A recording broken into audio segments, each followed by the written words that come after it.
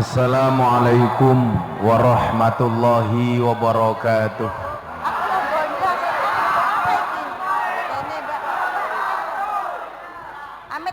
Alhamdulillahi rabbil alamin wa kafa.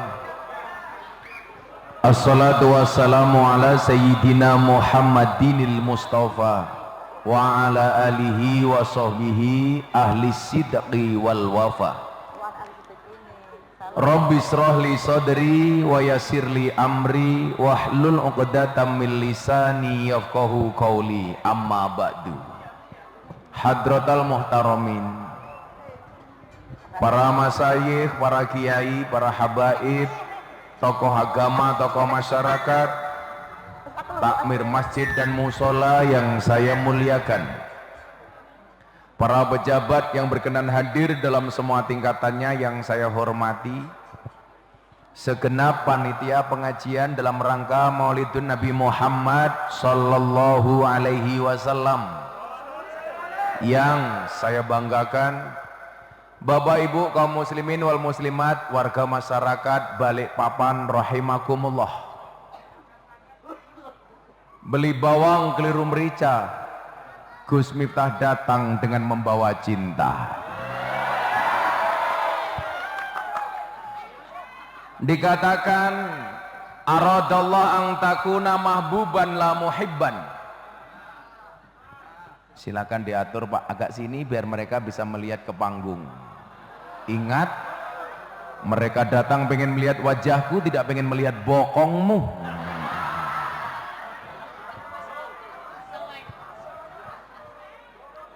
Aradallah ang takuna mahbuban la muhibban. Allah menghendaki kamu tidak hanya menjadi orang yang mencintai, tapi juga dicintai. Kita hari ini hadir menggelar Maulid Nabi dalam rangka mencintai Nabi, dengan harapan kita mendapatkan cinta dari Nabi. Jangan sampai seperti jomblo, cintamu bertepuk sebelah tangan. Kan kasihan, nyamuk saja ditepuk pakai dua belah telapak tangan, masa cintamu bertepuk sebelah tangan. Nah, syarat untuk mendapatkan cinta dari Nabi, kita harus mencintai Nabi. Maka kemudian dikatakan, la yu'minu ahadukum hatta akuna ahabba ilaihi min walidi wa waladi wan nasi ajmain. Sekali-kali kamu tidak dikatakan beriman sehingga kamu mencintai Nabi lebih dari mencintai orang tuamu, anak-anakmu, dan manusia secara keseluruhan. Saya mau tanya sama ibu-ibu yang hadir, ibu tolong dijawab. Siapa yang lebih kamu cintai? Suamimu apa nabimu? Nabi apa suami? Nabi. Saya ditanya sama istri saya, Beb, siapa yang lebih kamu cintai? Istrimu apa nabimu? Saya jawab, Nabi. Kenapa?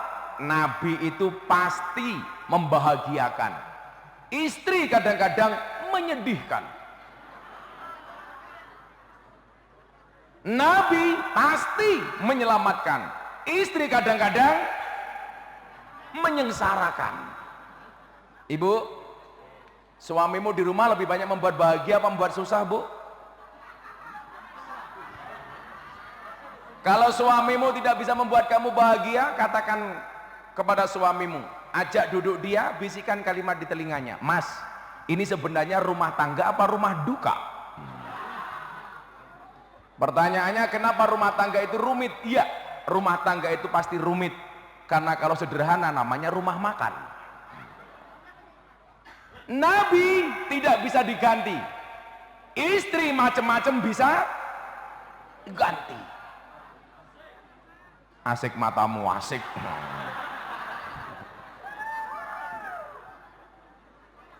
Nah, kalau kita mencintai manusia, belum tentu manusia itu bisa membahagiakan kita. Tetapi kalau kita mencintai Allah, Allah pasti membahagiakan kita. Kalau kita mencintai Rasulullah, Rasulullah pasti membahagiakan kita.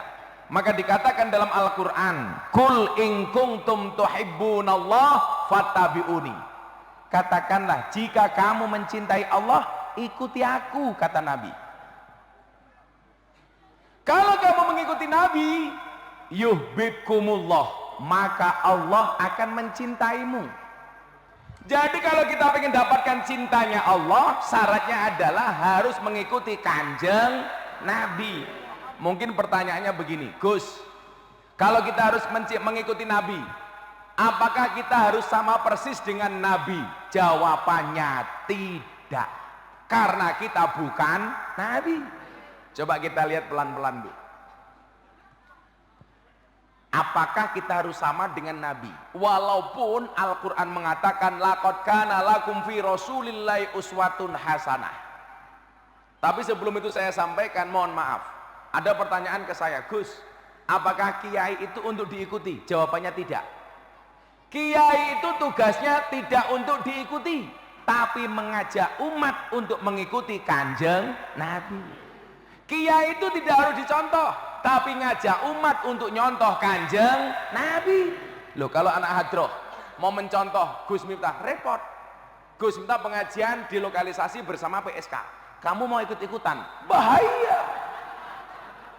Pasti mau berangkat, gak mau pulang, lali dalan mulai gitu loh. Tapi ini keren, pecinya NU. Yang pecinya NU saya doakan masuk surga. Pecinya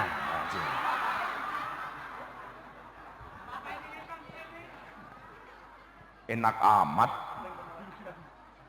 Malam ini yang KTP-nya Islam saya adakan masuk surga, amin. KTP-nya. Jadi yang dicontoh itu hanya Nabi. Tapi itu pun kita tidak sama persis dengan Nabi. Kenapa? Kalau Nabi itu jelas maksum, kita masum. Apa itu maksum? Dijaga perbuatannya dari dosa. Nggak mungkin Nabi Muhammad berbuat dosa. Nabi Muhammad pasti surga, nggak mungkin neraka.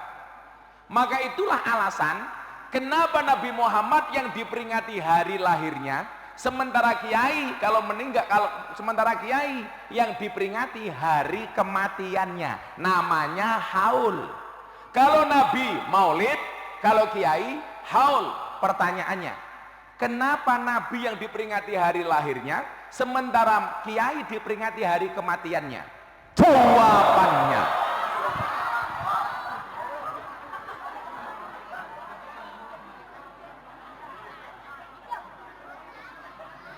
kalau kamu nggak kaget, aku ngopinya kapan?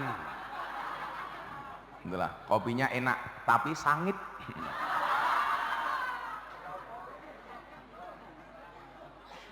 Ibu-ibu tahu kenapa kopinya pahit? Karena manisnya kamu habiskan. Tapi bohong. Ibu-ibu belajarlah dari kopi. Tetap menjadi hitam dan pahit, tidak harus menjadi putih dan manis untuk dicintai. Enggak kayak wajahmu diputih-putihkan dengan bubur. Saya kadang-kadang mikir, itu wajah apa papan karambol? Itulah perempuan, Pak. Glowing itu menjadi penting. Makanya sekarang ada istilah, di balik wajah istri yang glowing, ada suami yang golong komeng.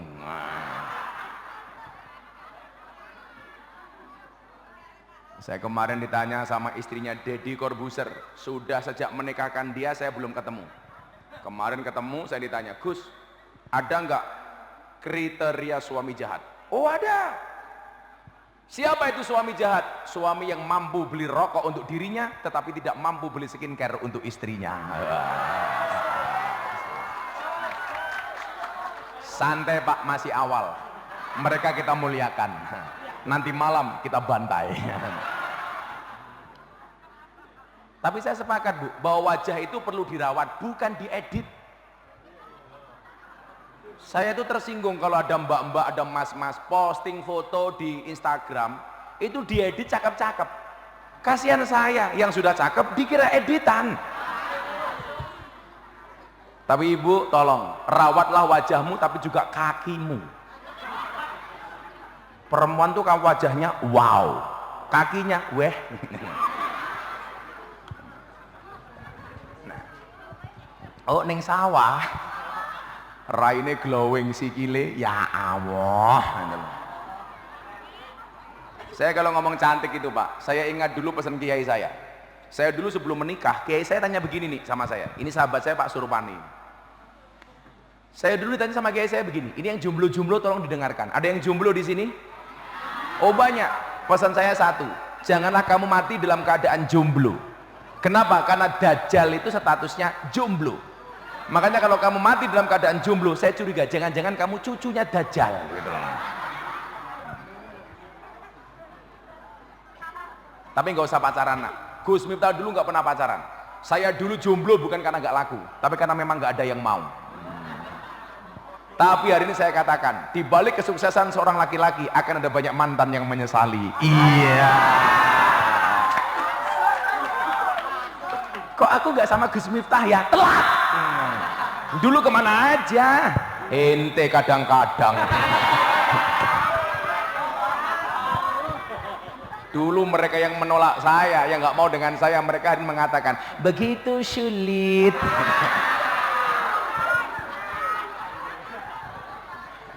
Kok geting aku. Shallu ala Nabi Muhammad.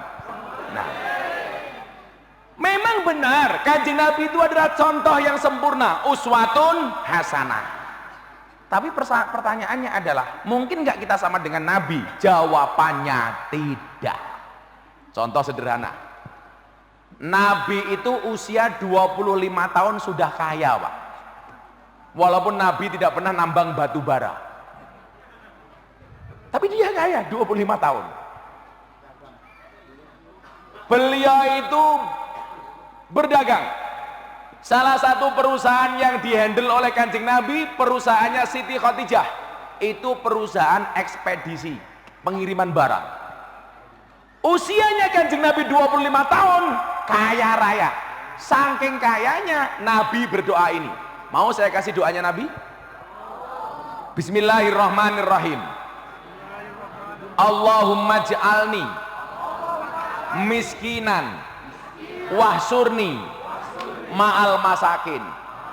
Ya Allah, saya memohon kepadamu, jadikanlah aku orang miskin. Pertanyaannya, kenapa Nabi berdoa minta miskin Pak? Karena Nabi kaya. Kalau Bapak Ibu nggak usah berdoa miskin,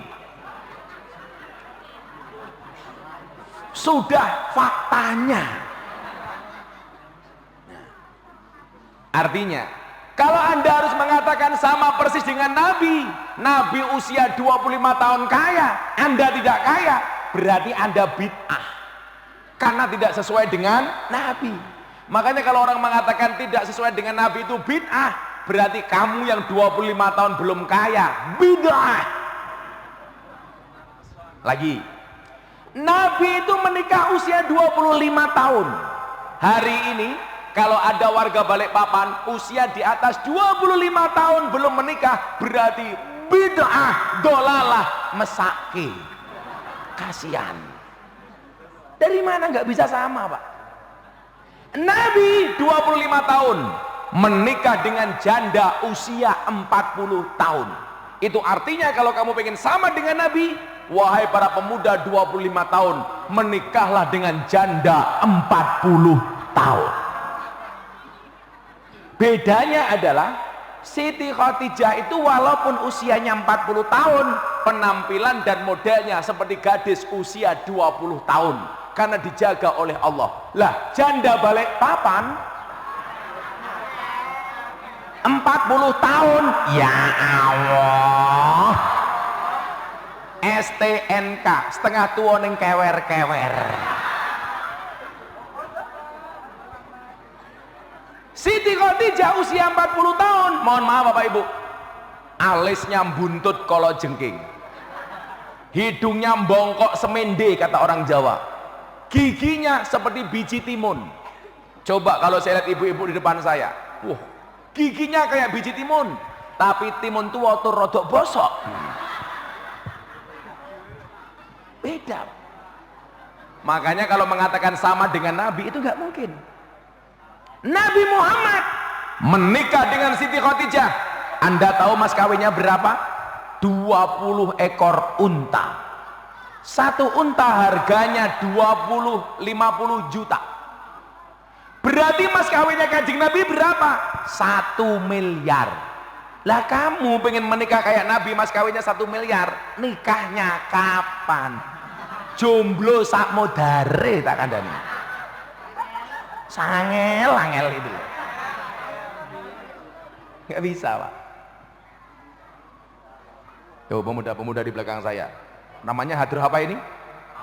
Ar-Raudhah. Saya besok masuk surga ditemani sama Ar-Raudhah. Tapi yaitu di surga saya kelon sama bidadari, kamu hadroan tok. Keteplak, ketepluk, keteplak, ketepluk, keteplak, ketepluk. Nggak apa-apa lihat kiai kelon. Tapi kamu jangan begitu. Kamu jangan gendut-gendut. Tadi saya bilang sama Pak Kapolda, cowok itu kalau perutnya besar biasanya burungnya kecil. Lah.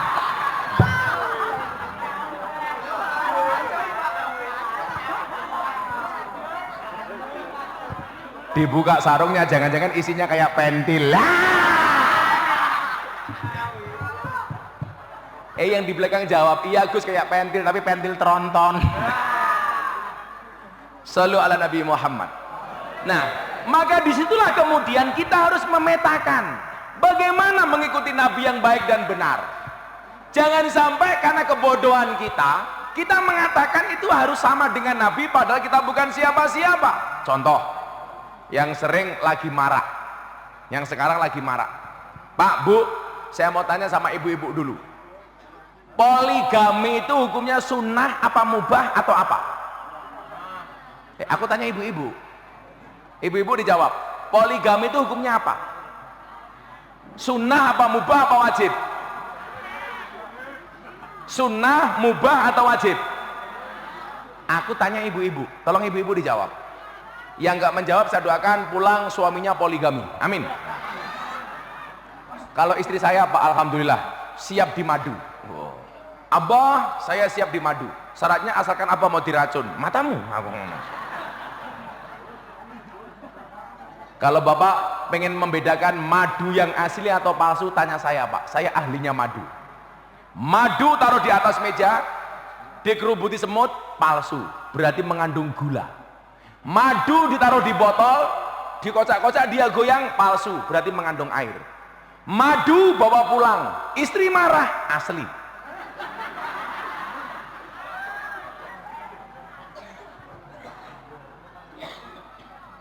Pak Karo kok di bawah sini, Pak Karo. Ini Pak Karo SDM ini, Pak Kombes Ari, dari Polda, duduk di bawah sini dan. Wah, nanti kalau nggak pakai tikar pulang pengajian little body loh dan. Apa itu sili tiga telek kelebon wedi. Nah, coba Bapak saya tanya ganti. Pak, poligami itu hukumnya sunnah, mubah apa wajib? Wajib. Sangel-angel itu loh. Hukum nikahnya saja itu sunnah. Hukum nikahnya bukan poligami ya, hukum nikah. An-nikahu sunnati, faman rohiba an sunnati falaisa minni. Nikah itu sunnahku. Barang siapa membenci sunnahku, berarti dia bukan merupakan golonganku. Maka kata Nabi apa? Ya ma'syaros sabab, wahai para pemuda, manistata minkumul ba'ah, kalau kamu sudah punya kemampuan, badannya sehat, punya ekonominya mapan, falyatazawwaj, segeralah menikah. Maka nikah itu hukumnya sunnah, bisa menjadi wajib. Kapan? Kalau tidak segera menikah, padahal dia punya kemampuan, jatuh kepada perzinaan, maka nikah hukumnya wajib. Falyatazawwaj, segera menikah. Tapi kemudian Nabi mengatakan, fa illam yastati, kalau kamu belum bisa menikah, fa alaihi bisaum, hendaknya kamu berpuasa. Fa innahu aghaddu lil basar, karena berpuasa itu bisa menjaga pandangan, wa ahsanu lil farji, dan menyelamatkan kemaluan. Puasa. Maka kamu hari ini mohon maaf, yang sebenarnya pengen menikah tapi ekonominya belum mapan, segeralah menikah. Karena menikah itu membukakan dua jalan. Satu, jalan rezeki. Nomor dua, jalan barokah. Kok bayi loh, goblok jalan bayi, angel barokah.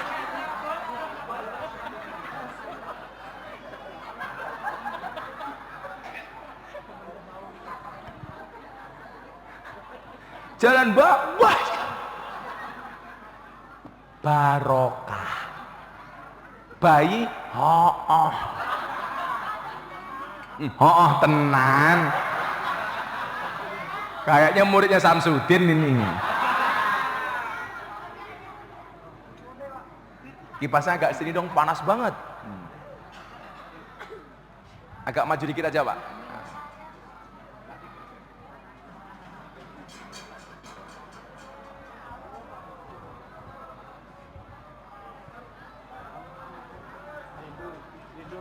Kenapa? Lindung. Oh, lindung. Yang sana nggak kelihatan. Nggak apa-apa lah, cowok. Nggak apa-apa. Ini saya keren. Bapak-bapak, sini saya lihat sarungnya semuanya gajah duduk. Wah, itu sarung yang paling jujur, Pak. Dibuka sarungnya, muncul belalainya. Angel. Shallu ala Nabi Muhammad. Nah, bagaimana kalau hukum nikah itu sunnah? Bagaimana dengan hukum poligami? Apakah Anda bisa mengatakan sunnah Rasul? Kita lihat dulu. Ini yang kemarin menarik nih. Aku ngaji di Pulau Bali, di klub malam di Bali. Ada pertanyaan dari mbak-mbak pemandu karaoke begini. Gus, apa hukumnya mencintai suami orang? Iya. Apa hukumnya mencintai suami orang? Ibu-ibu jawabannya apa? Boleh apa tidak, Bu? Tidak. Jawabannya boleh. Yang tidak boleh itu mencintai istri orang. Loh, nanti dulu kita lihat. Itulah alasan kenapa ada poligami, nggak ada poliandri.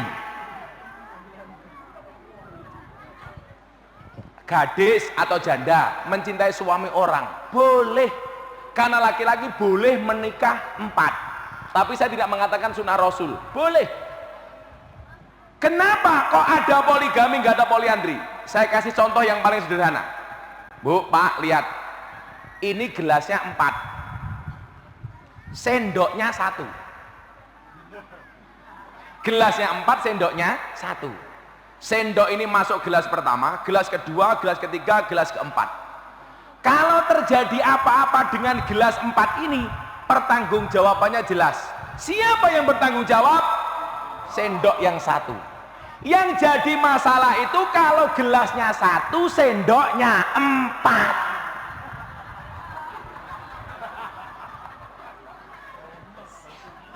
Lemes matamu, kok lemes gitu? Ini bukan masalah lemes atau tidak, kok lemes gitu? Kalau gelasnya 1, sendoknya 4, kalau terjadi apa-apa dengan gelas yang 1, pasti akan terjadi konflik. Itu perbuatan sendok yang mana? Kalau laki-lakinya 1, perempuannya 4, keempat-empatnya hamil, yang tanggung jawab jelas laki-laki yang 1.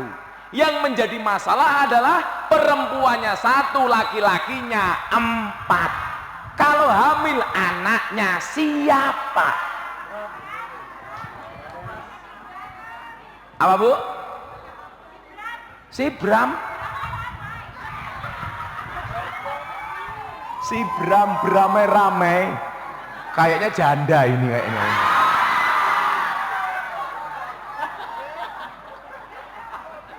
Kamu suka sama aku ya?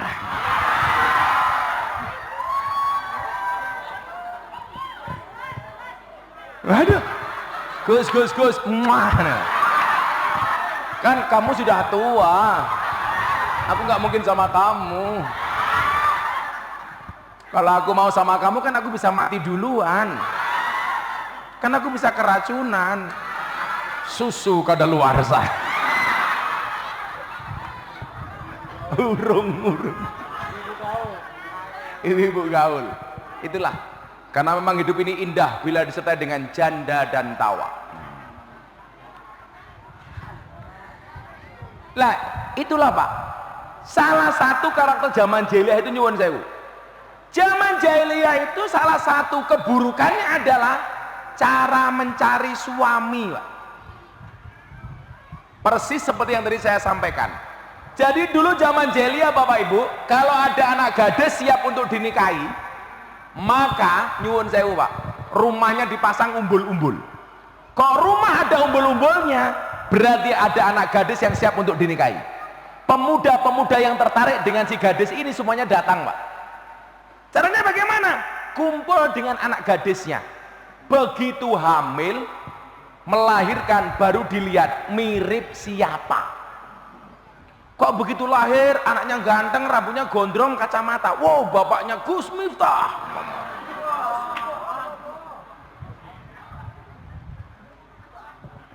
Kok begitu lahir tangannya gerak-gerak, bapaknya siapa? Penabuh hadroh. Yang menjadi persoalan adalah wajahnya kayak saya, kakinya kayak kamu. Itu anaknya siapa? Nah, lah artinya apa? Hari ini kalau Anda menikah lagi dengan mengatakan mengikuti Nabi, kata Mbah Maimun apa? Kamu goblok. Soalnya apa? Nabi Muhammad itu menikah lagi bukan kemauan sendiri, tapi karena perintah Allah. Makanya ada dua pernikahan di dunia yang walinya langsung Allah. Siapa? Pernikahan Adam dan Hawa. Kemudian yang kedua, pernikahan Nabi Muhammad dengan Siti Zainab. Itu walinya langsung Allah. Artinya Pak Bu, kalau ada laki-laki pengen menikah lagi silahkan, tapi jangan ngomong sunnah Rasul. Modus sunnah Rasul matamu. Alasannya apa Nabi Muhammad istrinya banyak? Nih tak kasih alasan. Kenapa Nabi Muhammad istrinya harus banyak? Karena yang namanya sunnah itu adalah qauluhu wa af'aluhu wa takriruhu, perkataan, perbuatan dan ketetapan Nabi. Ada hal-hal yang harus direkam oleh orang dalam dari akhlaknya Nabi. Siapa? Istri-istrinya. Semua perbuatan dan perkataan Nabi harus disampaikan kepada umat. Kalau yang rekam cuma satu istri Pak, itu harddisknya nggak muat, flash disknya nggak muat, kapasitasnya nggak muat. Makanya Kanjeng Nabi istrinya banyak untuk merekam semua aktivitas Kanjeng Nabi. Lah kamu pekerjaannya narik becak, sing direkam apane? Kita nggak bisa. Contoh, cara makan Nabi. Bagaimana Pak cara makan Nabi? Coba Anda lihat. Saya ketika mempraktekkan cara makan Nabi, pola makannya Nabi, dulu saya gemuk 108 kilo, berat badan saya langsung turun 73 kilo. Kenapa akhirnya saya mau kurus nih? Karena teori tadi, laki-laki yang perutnya besar biasanya burungnya kecil.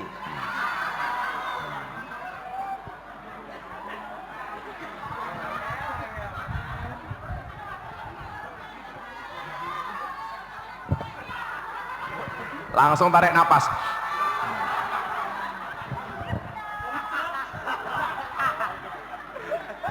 Kalau laki-laki perutnya besar, burungnya kecil, sekarang Gus Miftah perutnya kecil, berarti burungnya halah ngawur besar.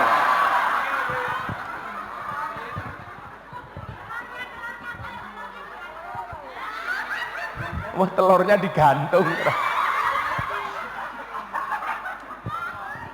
Sangel, angel.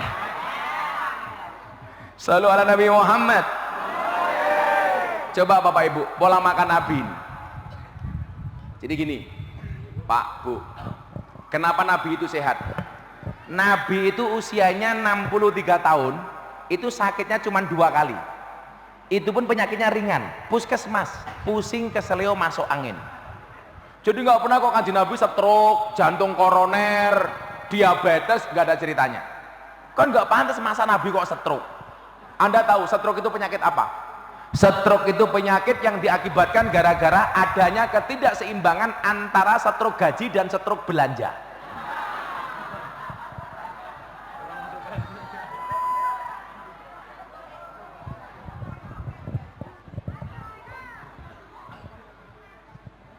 Nah, Nabi Muhammad itu kayak ngopo kayak gini, malah keplak-keplakan rondo kayak lemune, ya Allah, saawak kok weteng kabeh to yuyu. Tapi santai Bu, sekarang cewek gemuk lebih diminati daripada cewek seksi. Kenapa? Karena cewek seksi lebih fokus kepada penampilan, tidak pernah fokus kepada perasaan. Iya. Kalau Surpani punya istri gemuk nih, kamu keloni 30 menit kakimu kram nih.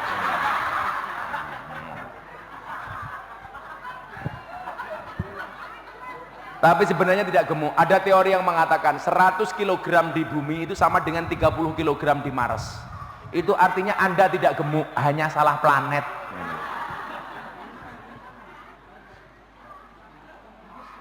Nah, Nabi Muhammad kenapa bisa sehat, Pak?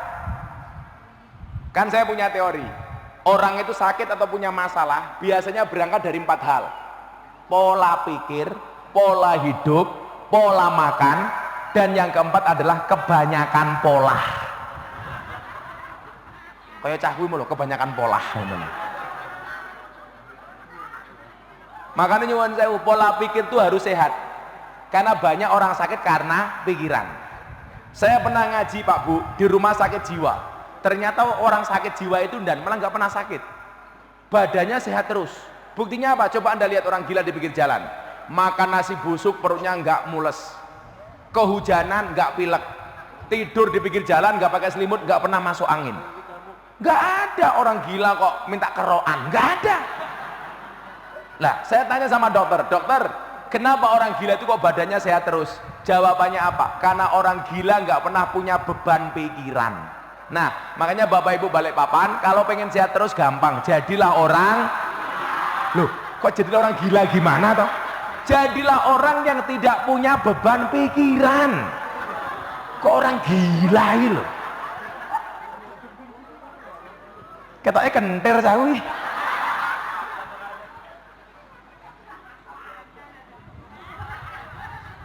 Kemarin itu zaman Covid Pak, itu nggak ada orang gila kena Covid, nggak ada. Karena dia nggak punya beban pikiran. Nah, coba kalau kita banyak beban pikiran, ada BLT, mikir kira-kira aku dapat apa enggak. Betul Bu? Lucunya orang Balikpapan, begitu muncul BLT untuk orang miskin, semuanya ngaku miskin. Begitu muncul BLT untuk pengusaha kecil UMKM, semuanya ngaku pengusaha kecil. Maka saya menyarankan kepada pemerintah untuk membuat BLT yang ketiga. Untuk siapa? Untuk orang gila. Pertanyaan saya, apakah Anda juga ngaku-ngaku gila? Namanya BLT, bantuan langsung telas. Pola pikir. Lah, Nabi Muhammad yang mau saya sampaikan Pak, bukan pola pikir, pola makannya saja. Kita contoh Nabi yuk, supaya sehat. Bu, Pak, bagaimana dengan pola makannya Kanjeng Nabi? Yang pertama, Kanjeng Nabi itu sehat karena rajin puasa. Maka dikatakan sumu tasihu, puasalah kamu maka kamu sehat. Makanya saya itu termasuk orang yang dikasih kemudahan untuk sering puasa sama Allah. Tapi hari ini puasa saya batal gara-gara diajak makan siang sama Pak Kapolda. Saya kan puasa Dawud, sehari puasa sehari tidak. Termasuk bulan Ramadan kemarin saya juga Dawud. Ya enggak, masa Ramadan Dawud. Nah, Kenapa kadang-kadang hari ini saya mau membatalkan Bapak Ibu? Saya punya cerita. Dulu pas Covid, saya punya kawan Pak Sekda DKI, Pak Saifullah, Ketua PWNU DKI. Setelah 1 tahun nggak ketemu sama saya, dia telepon, Gus, yuk Jumatan di Balai Kota DKI. Setelah selesai Jumatan, saya diajak masuk ke ruangan Pak Sekda. Pak Sekda menyiapkan hidangan makanan banyak. Gus, ayo makan siang. Saya bilang, Pak Sekda, saya puasa. Pak Sekda ini bilang sama saya waktu itu nih, ayolah Gus, temani saya makan. Siapa tahu kita makan terakhir, makan siang sama Gus Miftah. Akhirnya feeling saya batalkan puasa saya. Karena puasa sunnah. Dan puasa saya bukan puasa nadar. Setelah saya batalkan, saya makan. Beliau gembira banget. Dan Anda tahu, 2 minggu kemudian Pak Saifullah, Sekda DKI, terpapar Covid, seminggu kemudian meninggal dunia. Saya waktu itu mikir, kalau seandainya ajakan makannya saya tolak, betapa kecewanya dia. Padahal dia tadi mengatakan apa? Bu, ayo toh makan siang. Siapa tahu ini makan siang terakhir saya sama Gus Miftah. Ternyata benar. Maka sejak saat itu mohon maaf, saya agak slow dalam berpuasa. Kalau dulu saya nggak mau membatalkan sama sekali, Pak. Nabi Muhammad itu kalau puasa sunnah enjoy, Pak. Niatnya puasa, kok istrinya masak, dia batalkan puasanya. Menghormati masakan istri. Dan para suami tolong jangan pernah menghina masakan istrimu. Masakan itu masalah sepele, tapi kalau kamu hina masakan istrimu, mereka sakit hati. Betul Bu? Makanya saya tuh enjoy nih. Kok dimasakkan nasi, saya sukanya nasi yang keras, istri saya masak nasinya lembek. Saya jawab, gimana bah nasinya? Enak Bun, belum dimamah sudah kolu. Ngapain kita marah-marah? Saya dimasaknya sayur kok kasinen terlalu asin. Istri saya tanya, bah gimana sayurnya? Enak, ngambil dikit sudah kerasa enak. Rosa marah-marah, sayurnya kasinen mesti kakak upil. Ya Allah itu. Santai aja. Nabi Muhammad niat gak puasa, mau makan gak ada makanan, langsung beliau niat puasa. Makanya sesederhana itu. Makanya tadi Pak Kapolda, ayolah Gus temani makan siang. Ya sudah, saya batalkan. Tapi secara umum bahwa puasa itu sehat, maka Kanjeng Nabi rajin puasa. Puasa yang disunahkan Nabi Senin Kemis. Kenapa hari Senin puasa? Karena hari lahirnya Nabi. Kenapa hari Kamis puasa? Karena hari Kamis Nabi Muhammad setoran hafalan Quran kepada malaikat Jibril. Itulah alasan kenapa hari Senin kita disunahkan nyenen, hari Kamis kita disunahkan ngemis. Kemudian yang kedua apa? Puasa Daud, sehari puasa sehari tidak. Saya dari tahun 2015 alhamdulillah rajin puasa Daud. Walaupun kadang-kadang kasuistik harus saya batalkan. Kemudian yang kedua, bagaimana cara sehat Nabi? Mengatur pola makan. Bagaimana pola makannya Nabi? Pola makannya adalah nahnu qaumun la naqul hatta naju wa ida akalna lam nasba. Kami adalah kaum yang belum makan sehingga kami lapar, sudah berhenti makan sebelum kenyang. Sama dengan bapak-bapak Kalimantan, sudah berhenti makan sebelum kenyang pas lauknya tidak cocok. Kalau cocok hajar terus, los rarewel, hooh tenang. Nah, yang ketiga ini yang harus kita contoh betul, Pak. Apa yang ketiga? Yang ketiga, Kanjeng Nabi rahasia sehatnya adalah soal makanan. Beliau menghormati makanan. Bagaimana caranya? Ida akala ahadukum fala yamsah yadahu hatta yal ikoha au yul ikoha. Ketika salah satu di antara kalian makan, janganlah mencuci tangannya sampai kamu menjilatinya atau menjilatkannya. Jadi sunnah, habis makan tangannya diemut utawa kon ngemut bojone. Jadi bapak-bapak nanti pulang pengajian kok Anda makan, selesai istrinya dipanggil, Bu mana cangkemmu? Nyoh.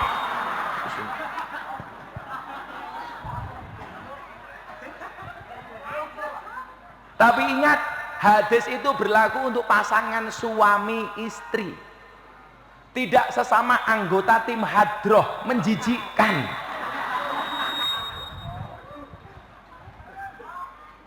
Pertanyaannya begini Pak, kenapa kok Nabi sedetail itu? Makanan yang ada di tangan jangan dicuci sebelum dihabiskan, walaupun sampai dijilati. Jawabannya adalah innakum la tadruna fi ayyi ta'amikumul barakah. Karena kamu tidak pernah tahu makanan mana yang ada berkahnya. Bisa jadi yang kamu tinggal dan kamu buang, itulah yang ada berkahnya. Contoh ini, air putih. Mohon maaf Bapak. Seperti ini Anda minum kemudian separuh Anda sisakan. Bisa jadi yang ada berkahnya justru yang Anda sisakan. Anda dikasih snack konsumsi sama panitia. Dimakan separuh, yang separuh ditinggal. Mohon maaf. Bisa jadi yang ada berkahnya justru yang Anda buang. Makanya kalau saya pengajian paling suka dengan ibu-ibu. Kalau pengajian pasti bawa tas.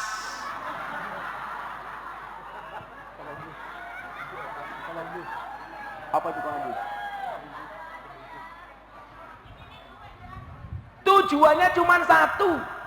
Konsumsinya turasel. Gayanya isinya uang. Coba saya mau tanya, oh, isinya uang Gus. Sekarang saya tanya, kalau ini pengajian, ada kotak infak berjalan, dompetmu 100.000, 50.000, 1.000. Yang kamu masukkan 100.000 apa 1.000? Lihat monyet di kebun binatang, uang sakunya 100.000. Pengajian lihat kiai viral, infaknya 1.000. Berarti lebih mahal kiai apa monyet? Monyet. Anda lebih menghargai kiai apa monyet?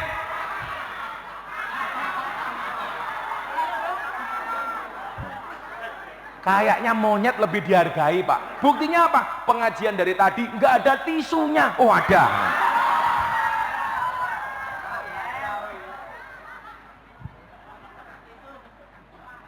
Shallu ala Nabi Muhammad. Cara Nabi menghargai makanan Pak, sampai sekecil itu. Jangan pernah membuang-buang makanan. Mendingan dibawa pulang. Persis ibu-ibu ini, maka tasnya gede-gede. Alasannya kirmah, mikir omah.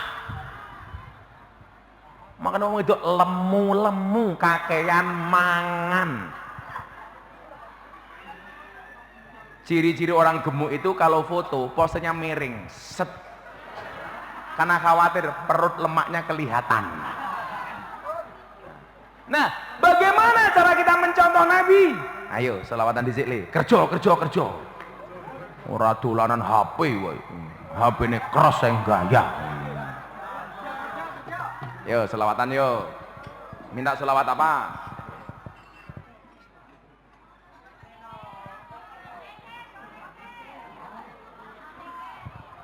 Di mana-mana Joko Tingkir loh nih.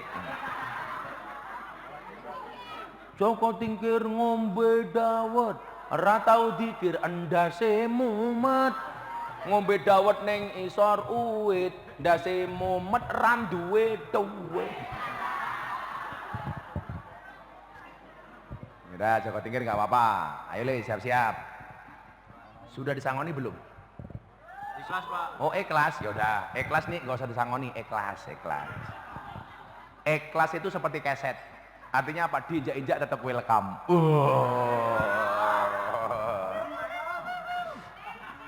The best quote today. Quote of the day. Ikhlas itu seperti keset. Diinjak-injak tetap welcome. Santai aja Le, kamu semangat. Kalau kamu besok ditanya sama calon mertuamu, pekerjaanmu apa? Penerbang. Wow. Pesawat apa? Hadroh.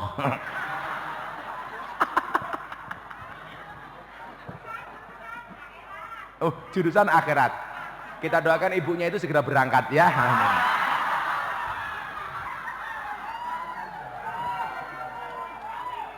Kita doakan ibunya itu masuk surga pertama kali. Amin.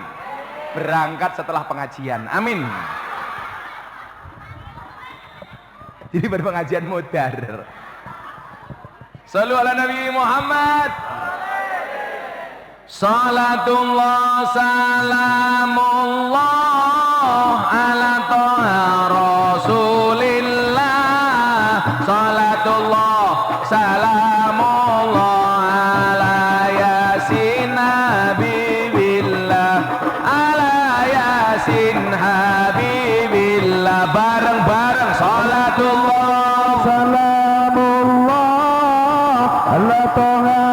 Rasulillah Salatullah Salamullah Ala Yasin Habibillah Ala Yasin Habibillah.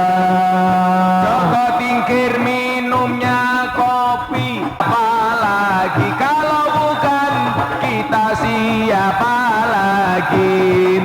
Salatullah Salamullah Ala Taha Rasulillah Salatullah Salamullah Ala Yasin Habibillah Ala Yasin Habibillah.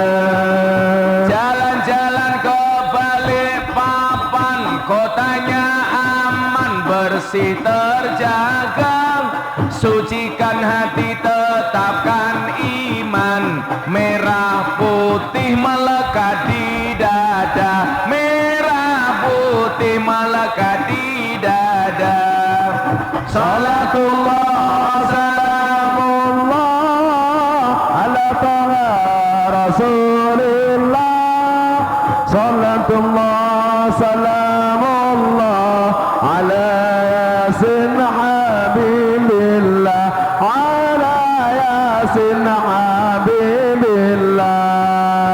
Bunga cantik di dekat taman, beragam warna memikat hati.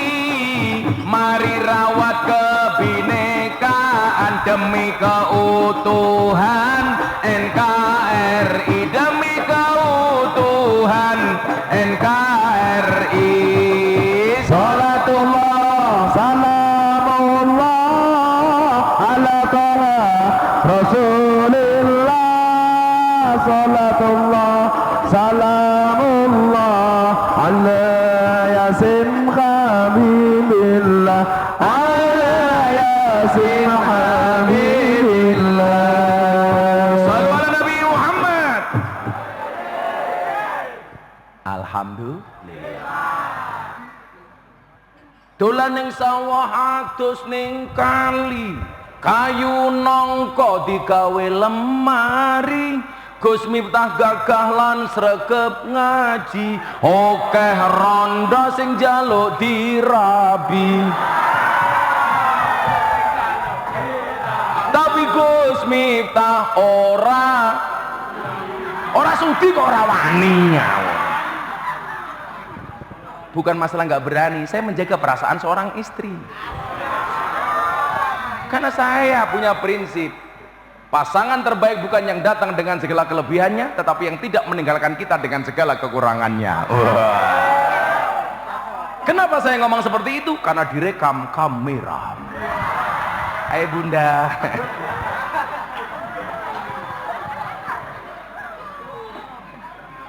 Saya kan Jumatan pak. Kalau Jumatan itu kan nggak boleh cengengesan, harus serius. Saya khotbah Jumat. Hormati ibumu, bapakmu. Pulang pengajian anak saya tanya, Abah, siapa yang harus dihormati? Ibu, bapak. Anak gantian saya tanya, bapaknya berapa dek? 1, ibunya 3. Oke. Sana kamu pulang, bilang sama ibumu. Oke. Sampai rumah istri saya potong-potong terong. Anak saya bilang, Bunda, kata Abah tadi bapak 1 ibunya 3. Kenapa Abah kok ibunya cuma 1? Istri saya jawabannya apa? Dek, ini namanya apa? Terong.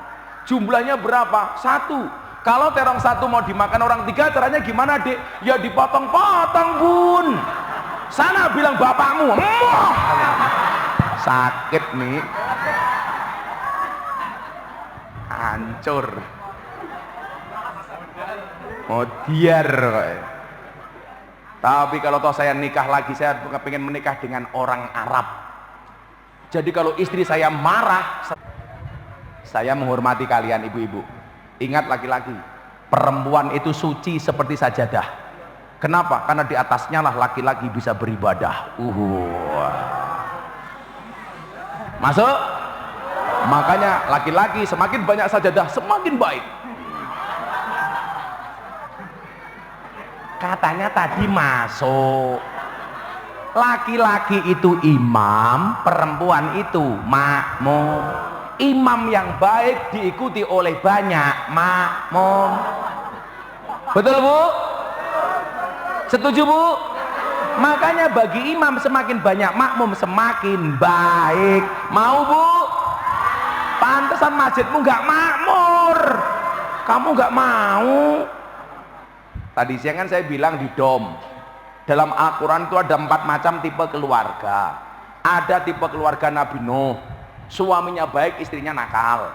Ada tipe keluarga Fir'aun, suaminya nakal, istrinya baik. Ada tipe keluarga Abu Lahab, suaminya nakal, istrinya nakal. Ada tipe keluarga Ibrahim, suaminya baik, istrinya baik. Ibu-ibu balik papan, Anda pilih yang mana? Tipe keluarga Nabi Nuh, Abu Lahab, Ibrahim, atau Fir'aun? Ibrahim, alhamdulillah. Dan Anda tahu Ibrahim istrinya 2. Ibu-ibu langsung teriak, enggak jadi Ibrahim Fir'aun juga enggak apa-apa. Makanya saya punya lagu. Jagalah istri, jangan kau sakiti. Jagalah suami, jangan sampai berpoligami. Setuju Bu? Karena setuju, lagunya saya lanjutkan. Jagalah istri, jangan kau sakiti. Jagalah suami, jangan sampai berpoligami. Bila suami menikah lagi, hati istri sedih sekali. Dunia terasa hampa, suami dibagi 2. Namun bila istri rela, semuanya kan berpahala. Allah pasti membalasnya, surga sebagai jaminannya. Setuju Bu?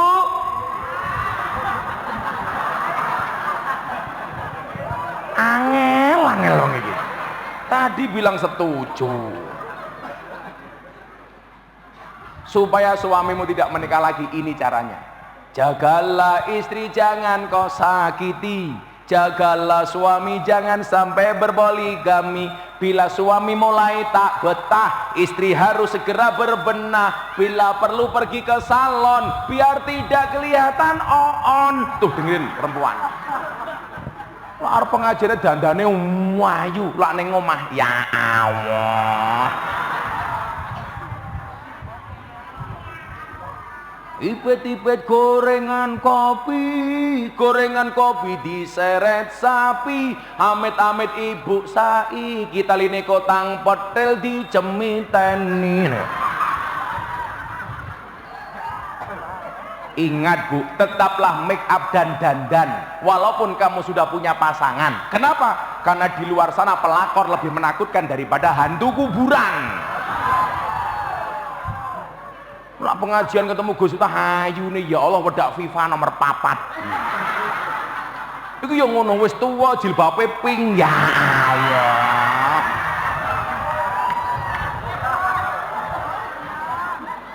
Jangan-jangan sempake yo pink gitu. Coba ibu-ibu dilihat nih, cantik-cantik. Buah belimbing, buah pisang, wajahnya glowing, kakinya belang-belang. Buah belimbing di atas ketek, raine glowing, tungkae meletak.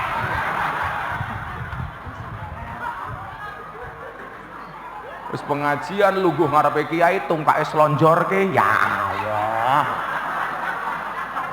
Orang rumangsane tungkae meletek-meletek yuh. Tuwek kemenyek. Kalau mau ngembang-ngembang fresh care kan mau gak jijiki. Tuwek. Ibu yang kakinya diselonjorkan kenapa asam urat? Saya kasih obatnya kalau ya. Asam urat itu obatnya gula batu. Gulanya dikasihkan asamnya, batunya nggih nutuki uratnya. Ambiar tungkakmu. Jomblo-jomblo, nikah le. Oh malah nangis. Tuku bawang kleru mrica wis kebacut sayang mung dianggep kanca. Semarang kaline butek sing disayang matane picak.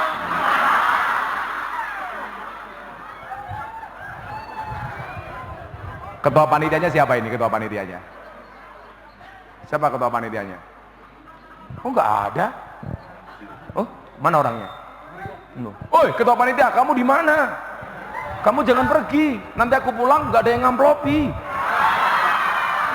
Karena ketua panitia nggak kelihatan, kita buatkan syair. Al-Kausar balik papan ngundang Gus Miftah.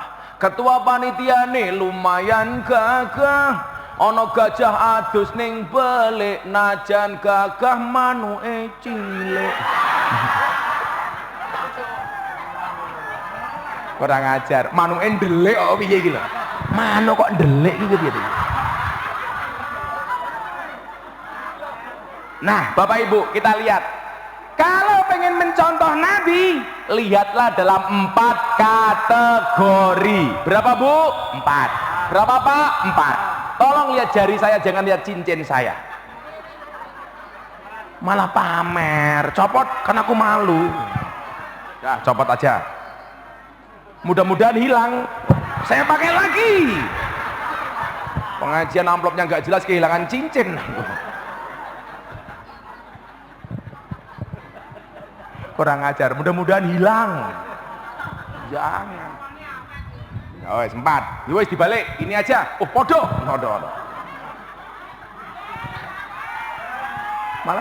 Malah dibilang pamer, tak copot hilang. Wong wedok cangkeme ya Allah. Itu mesti suaminya cepat mati. Yakin ya? Gimana kagak sama Ki aja ngeyel, apalagi sama suami. Masuk Pak Eko. Tadi ibunya dari tadi duding-duding saya Bu. Saya pikir kenapa? Ternyata pamer gelang. Angel wong wedok ing gumun. Laki-laki sama perempuan itu meninggalnya duluan mana? Bener, laki-laki. Maka di mana-mana banyak janda dibandingkan duda. Pertanyaannya kenapa laki-laki cepat mati? Karena stres mikir ke bojone ngeyelan. Wonge ya tekoi. Ya melu guyu itu loh. Biasanya jilbabnya pink.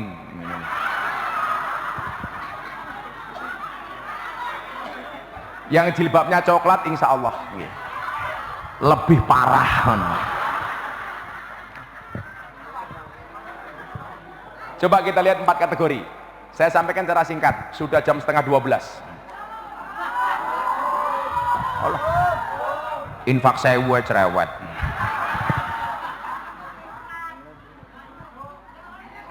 Loh ini salah. Sedekah itu yang penting ikhlas apa seikhlasnya? Salah. Lebih baik banyak tidak ikhlas apa sedikit tapi ikhlas? Banyak walaupun tidak ikhlas. Karena sedekah itu perlu dipaksa. Maka saya bilang,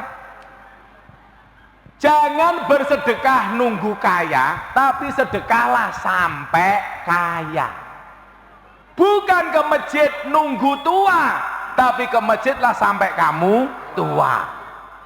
Jangan berdakwah nunggu alim, tapi berdakwahlah sampai kamu alim. Rondo. Aku wedi, aku mulai aku. Nanti tolong saya lewat sana pulangnya ya Pak ya. Di sana ada janda. Dia nafsu banget sama aku. Nanti kan kalau aku mau bahaya. Tapi kalau kamu nikah dengan janda nggak ada malam pertama, adanya malam terusan.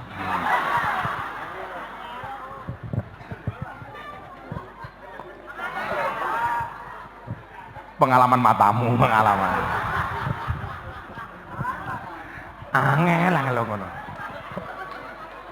Panitia tolong mobil saya pindah ke sana aja ya. Dibegal rondo bahaya.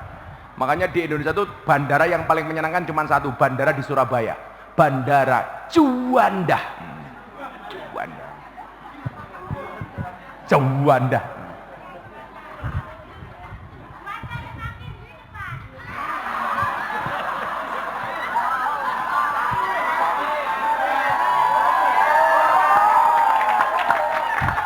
Kowe tak santet meteng loh kowe.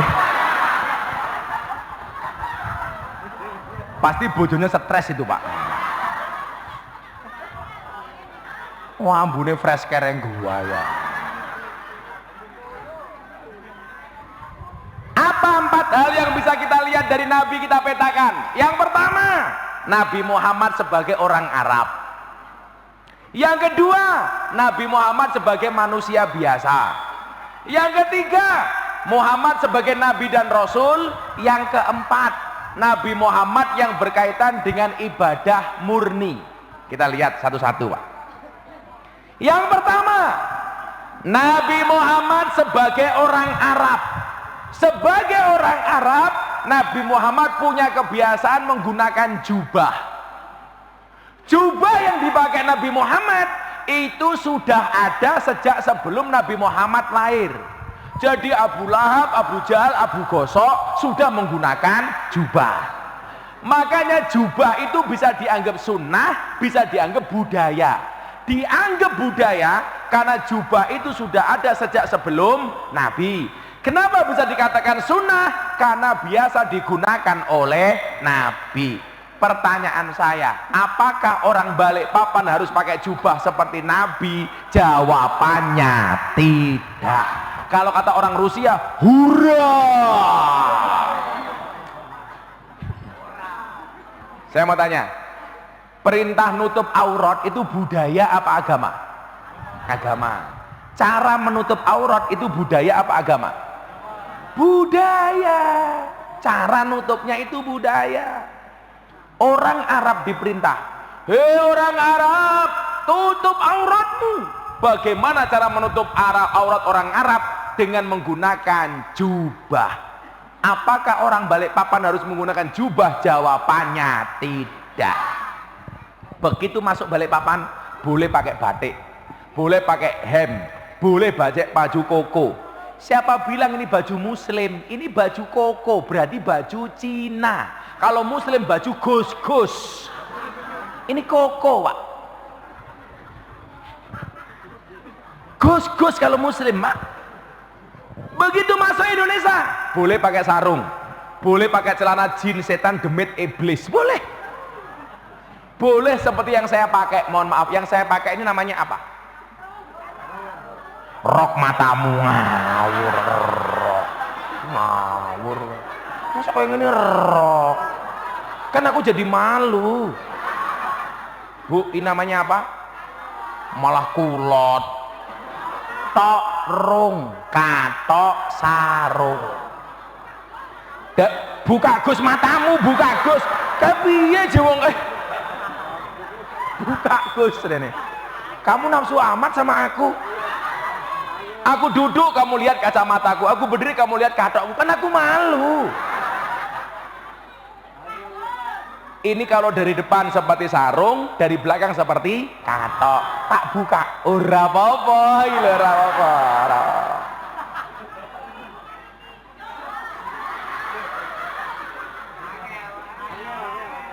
Saya mau tanya lagi. Sorry nih. Peci ini mohon maaf, ini songkok nasional apa songkok Islam? Songkok nasional. Berarti orang non Islam boleh nggak pakai songkok ini? Boleh. Orang Dayak yang beragama Nasrani boleh nggak pakai ini? Boleh.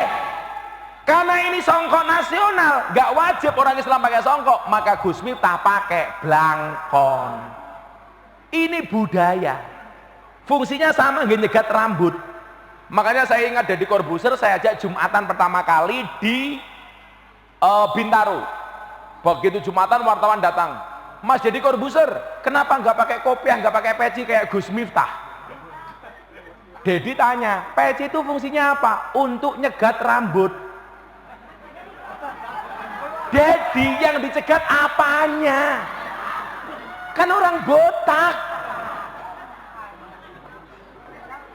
Yang lebih jengkel lagi, saya masuk ketemu ibu-ibu, Gus, tanyain Mas Deddy Corbuzier, sudah sunat apa belum? Ya Allah. Akhirnya saya ketemu Deddy Corbuzier, saya tanya, bro, kamu sudah sunat apa belum? Masa kamu nggak percaya sama saya? Bukan, kalau saya percaya. Orang Balikpapan itu yang nggak percaya. Terus bagaimana supaya mereka percaya? Gampang, kamu foto nanti diposting.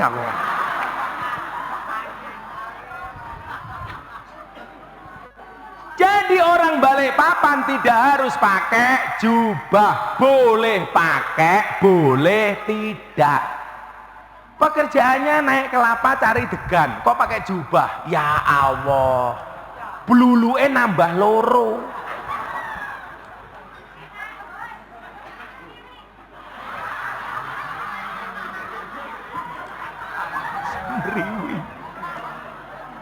Pekerjaannya narik becak di alun-alun Balikpapan, di kota Balikpapan kok pakai jubah, narik rem bisa salah.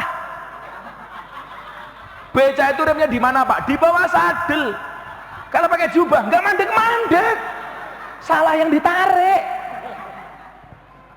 Pekerjaannya ngedok pasir di kali kok pakai jubah, ya little bonsir, silite gatel kelebon pasir. Coba Pak Bu, auratnya laki-laki itu mana toh Pak? Tak kandani. Auratnya laki-laki itu sederhana, baina surroti warukbati, antara wudel dan dengkul. Itu artinya apa? Kalau bapak-bapak pengajian hanya pakai sarung tok, nggak pakai baju, selama wudel pusat sama dengkulnya tertutup sah. Anda Jumatan besok ke masjid, wudelnya tutup sampai dengkul sah. Tapi koyo wong kentir tak kandani. Karena Islam tidak hanya mengenal etika tapi estetika. Makanya sudah pakai sarung, pakai baju, pakai serban, pakai belangkon. Ini estetika. Tapi ya nyuwun sewu, lebih sederhana laki-laki dibandingkan perempuan. Coba kalau laki-laki dandan masa ini, cukup pakai baju satu, sarung satu, kopiah satu. Malah mungkin nggak pakai sempak. Coba kalau perempuan, ya Allah, alisnya bagus ya lukisan, wajahnya rapi ya bedaan, hidungnya mancung ya suntian, giginya rata ya kawatan, body kelihatan tinggi ya sandal jinjitan, susu ketok gede ya ganjelan. Ya Allah, wong wedok ngono gaweane bengak-bengok wong lanang tukang ngapusi, sing ngapusi ki raimu ki lho tak kandhani. Kalau perempuan auratnya seluruh anggota tubuh kecuali muka dan dua telapak tangan.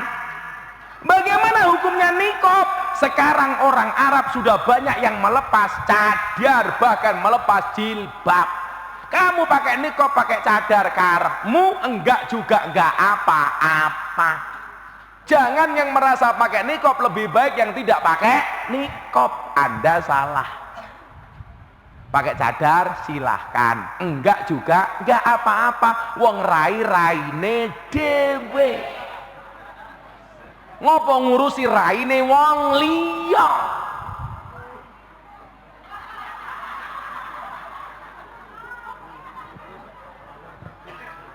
Siapa? Oh, dia juga pamer cincin. Ngeri. Ini gua ya nih. Makanya kalau ngaji sama ibu-ibu yang nggak punya itu malah enak. Tangannya dikempet. Orang Arab Nabi Muhammad pakai jubah. Kita tidak harus pakai jubah. Anda orang nasional pakai peci boleh. Saya biasanya malah pakai itu Pak. Pecinya orang Dayak itu saya pakai bagus, nggak ada masalah. Saya pakai belangkon juga nggak ada masalah. Saya tadi bilang belangkon saya ini istimewa. Kemarin muktamar NU di Lampung saya nyumbang belangkon satu. Anda tahu laku berapa? 900 juta. Belangkonnya Gus Miftah nyumbang NU 900 juta. Coba belangkonnya saja 900 juta, bagaimana sarungnya? Apalagi isinya.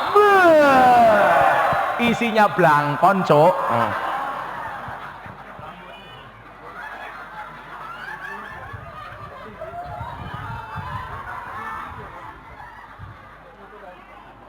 Yang kedua, Nabi Muhammad sebagai manusia biasa, Pak Bu, sebagai manusia biasa, Kanjeng Nabi punya kelangenan, kata orang Jawa, punya hobi. Hobinya Kanjeng Nabi apa Dan? Makan daging kambing. Pertanyaan saya, orang Balikpapan yang stroke, apakah harus ikut-ikutan Nabi makan daging kambing? Jawabannya tidak. Kamu stroke makan kambing, bablas. Modiar. Innalillahi wa assalamualaikum. Kok geting aku karo cahaya. Makanya Pak, Bu, hukum makanan dalam Islam itu bisa berubah. Contoh, apa bedanya NU dan Muhammadiyah? NU itu merokok hukumnya makruh, Muhammadiyah haram. Tapi fatwa NU juga mengatakan rokok itu bisa menjadi haram. Satu, kalau yang merokok orang yang punya penyakit jantung. Kedua, ibu-ibu yang hamil dan melahirkan. Nggak boleh menjadi haram. Tapi hukum awalnya menurut orang NU itu dihukumi makruh. Kalau Muhammadiyah haram. Kenapa Muhammadiyah mengharamkan rokok? Karena peringatan bahaya rokok hanya ditujukan kepada orang Muhammadiyah. Coba Anda baca, peringatan merokok, peringatan pemerintah, rokok itu membunuhmu, bukan membunuhnu. Membunuhmu, Muhammadiyah. Bukan membunuh nu. Makanya orang NU rata-rata ngerokok. Bapak saya perokok berat, tapi alhamdulillah saya tidak pernah merokok sampai hari ini. Ibu-ibu kalau cari menantu pilih yang ngerokok apa tidak? Gus Miftah. Orang NU itu ngerokok saja pakai dalil. Apa dalilnya? Ni'matul udud ba'da dahar.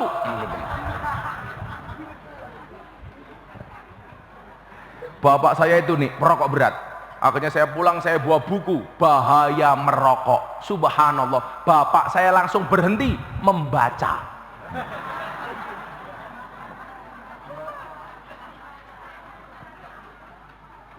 Nabi Muhammad makan daging kambing, kita tidak harus sama dengan Nabi Muhammad. Nggak harus sama.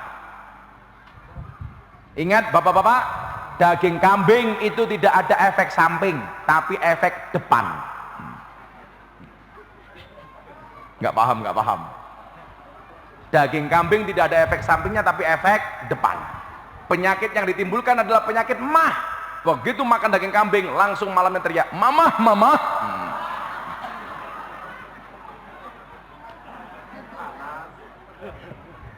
Yang ketiga, singkat, sudah 1:30. Belum. Kan aku capek. Baru jam 8 matamu. Baru jam 8 gitu. Yang ketiga, Muhammad sebagai Nabi dan Rasul. Sebagai Nabi dan Rasul, Nabi Muhammad punya khususiyah. Contohnya apa? Kalau Nabi Muhammad tidur, bangun, itu tidurnya Nabi Muhammad tidak membatalkan wudunya. Karena Nabi Muhammad yang tidur hanya mata dohirnya, mata batinnya tidak pernah tidur. Maka Nabi Muhammad tidur tidak membatalkan wudu. Kita tidur membatalkan wudu. Coba kalau kamu yang tidur. Nabi Muhammad kalau tidur, tangannya di bawah pipi kanan, kemudian dengan posisi miring ke kanan. Sampai bangun posisinya sama. Coba kalau jomblo balik papan, mau tidur tangannya di mana, begitu bangun tangannya di mana? Kamu di mana? Dengan siapa? Tanganmu berbuat apa? Makanya tidurnya kita, Pak, itu membatalkan wudu. Nabi tidak. Nabi Muhammad sebagai Bani Hasyim, beliau tidak menerima zakat. Orang balik papan cari zakat. Beda. Nabi Muhammad sholat witir, sholat duha hukumnya wajib, kita sunnah. Maka nggak sama lagi dengan Nabi Muhammad. Nah, yang terakhir, Nabi Muhammad yang berkaitan dengan ibadah murni, hukumnya wajib sama dengan Kanjeng Nabi. Contoh, Kanjeng Nabi perintah, "Shollu kama ra'aitumuni usolli." Sholatlah kamu sebagaimana aku sholat. Maka sholat kita harus sama dengan sholatnya Kanjeng. Walaupun berbedanya persoalan sunnah. Contoh, ngangkat tangan, Allahu Akbar, itu kan hukumnya sunnah, Pak. Karena sunnah cara ngangkat tangannya beda-beda. Yang sunnah Nabi, Allah sejajar dengan telinga dan Apa namanya ini? Bahu. Tapi karena mengangkat tangan ini hukumnya sunnah, maka orang angkat tangan dalam sholat bentuknya macam-macam, Pak. Ada yang baru masuk Islam, semangat usolli fardhu subhi. Wow, akbar. Semangat. Kalau Bapak masuk ke kota Madinah di Masjid Nabawi, orang takbir dari seluruh dunia, Pak, bentuknya macam-macam, Pak. Wah, wah. Ada lagi yang kayak nyegat bis kota, sholli fardhu subhi. Allah.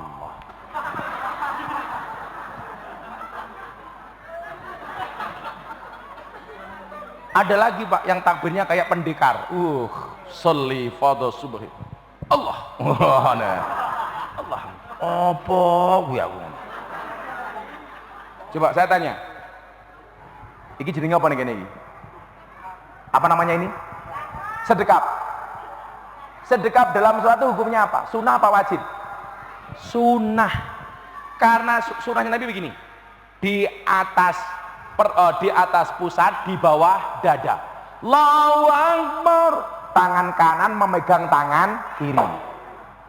Karena sunnah, orang takbir bentuknya macam-macam, Pak. Subuhan kademen di Masjid Al Kausar, sholli fardhu subhi. Allah.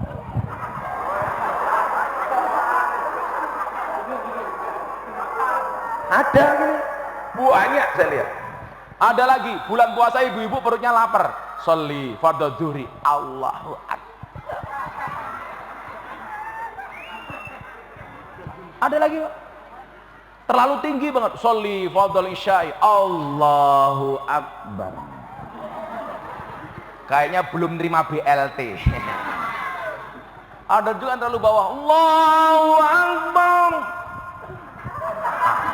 Flu burung.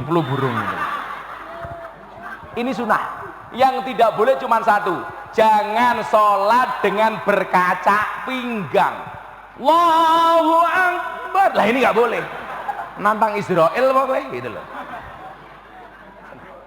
Kalau soal ibadah murni harus sama dengan Kanjeng Nabi. 4 hal itu. Mudah-mudahan kita semuanya bisa meniru Nabi secara proporsional. Amin Allahumma amin. Sudah jam 2:30, pengajian dianggap selesai.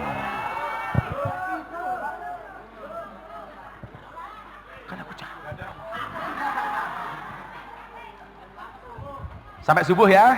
Ya, dengan cara menonton YouTube masing-masing ya.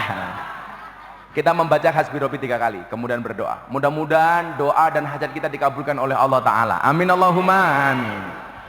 Hasbi Rabbi Jalallah ma fi qalbi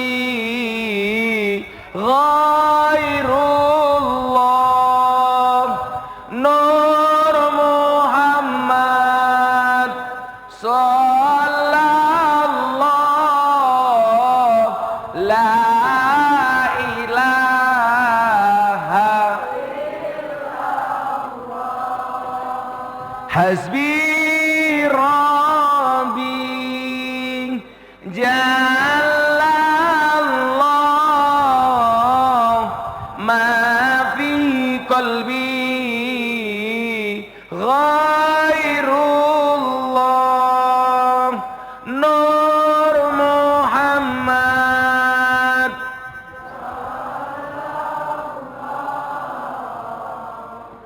La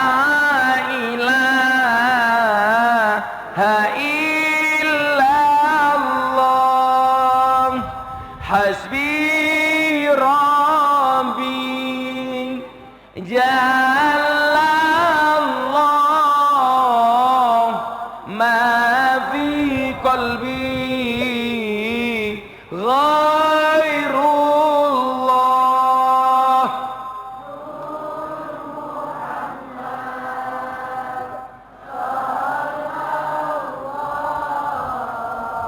La